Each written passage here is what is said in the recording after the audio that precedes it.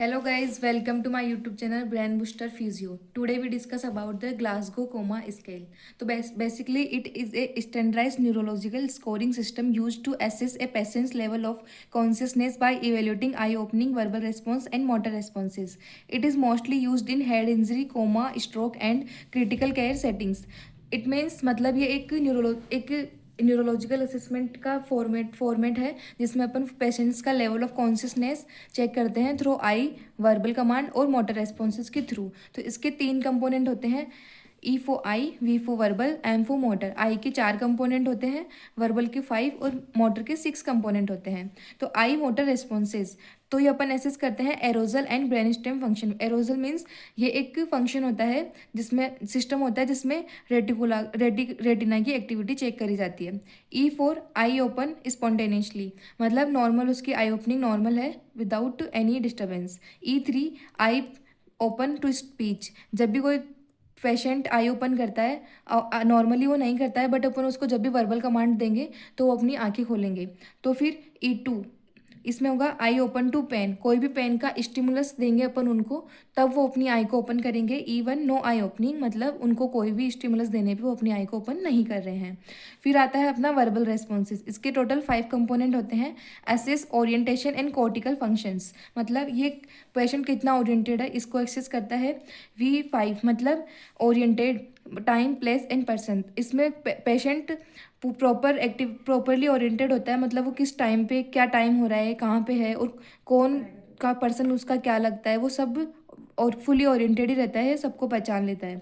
V4 confused conversation, मतलब जब भी अपन उनको टाइम पूछेंगे तो अगर दिन हो रही है तो वो रात बताएंगे, रात हो रही है तो वो सुबह बताएंगे, ऐसे वो कन्फ्यूज्ड रहते हैं बट रिलेटिवली आंसर देते हैं। V3 इनअप्रोप्रिएट वर्ड्स, मतलब वो कुछ भी बोलेंगे, अपन उनको बोल रहे हैं तो वो कुछ भी आंसर देंगे, अपने को प्रॉपर आंसर नहीं करेंगे। V2 इनकम्प्रेंसिबल साउंड, मतलब वो वर्ड्स का यूज़ नहीं करेंगे, कहराएंगे जैसे ऐसे आवाज़ निकालते रहेंगे बट प्रॉपर साउंड का यूज़ नहीं करेंगे।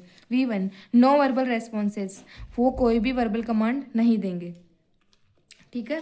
और इसका जो एक वो है, if patient is intubated record as VT do not score, मतलब इंटूबेटेड का मीन्स होता है मतलब अगर उसके ट्यूब लगी हुई है ट्रेकिया में तो अपन उसमें वर्बल रेस्पॉन्सेज का चेक नहीं करते हैं।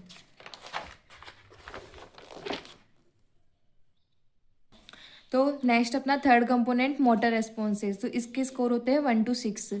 Most important predictor of outcomes, तो M6 मतलब ओबे कमांड्स। पेशेंट है वो अपनी पूरी कमांड को फॉलो करेगा, अपन उसको बोलेंगे हाथ ऊपर करो तो हाथ ऊपर करेगा, नीचे करो तो नीचे करेगा।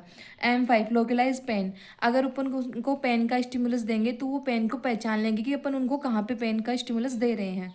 फिर आता है M4 विड्रॉ फ्रॉम पेन, इसमें क्या होता है, अपन अगर पेन का स्टिमुलस देते हैं तो पेशेंट पेन को लोकलाइज नहीं कर पाता और पूरे हाथ को या लिम्ब को ही वहाँ से विड्रॉ कर देता है। फिर आता है M3 एबनॉर्मल फ्लेक्शन, तो इसमें अपन पेन का स्टिमुलस देने पे पेशेंट हाथ को फ्लेक्शन की तरफ लेके जाता है, मतलब टुवर्ड्स द बॉडी। एंड फिर आता है M2 एबनॉर्मल एक्सटेंशन, इसमें अपन पेन का स्टिमुलस देने पे हाथ को वो एक्सटेंशन में लेके जाता है। M1 नो मोटर रेस्पॉन्सेज, कोई भी मोटर का रेस्पॉन्सेज नहीं होंगे उसमें कुछ भी पेन का स्टिमुलस देने पर भी। फिर आता है अपना total Glasgow coma scale score, मतलब अपन इनका टोटल करेंगे आई का, वर्बल का और मोटर रेस्पॉन्सेज का। तो मिनिमम कंपोनेंट कितने होंगे 3, तीनों का 1 1 1। और फिर आता है मैक्सिमम, ऑल कंपोनेंट आई के कितने थे 4, वर्बल के कितने थे 5 और मोटर के कितने थे 6, तो टोटल स्कोर कितना हो रहा है 15, तो मैक्सिमम 15 हो सकता है। इससे अपन सिवेरिटी ऑफ ब्रेन इंजरी पता लगा सकते हैं। तो 13 to 15 के बीच में है तो माइल्ड इंजरी है, और 9 to 12 के मिड में है तो फिर मॉडरेट है, और लेस देन 8 और इक्वल टू 8 है तो सीवियर है, तो उसमें कोमा में है पेशेंट।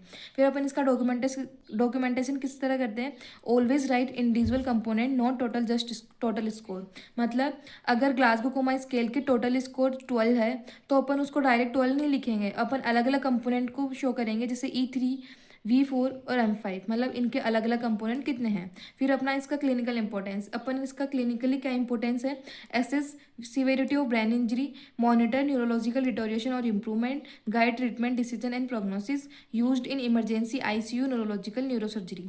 ठीक है, तो इसके अपनी ये क्लिनिकली इंपॉर्टेंट है कि अपन किन किन कंडीशन में इसका यूज़ कर सकते हैं। तो thank you for watching and subscribe for the more. Thank you.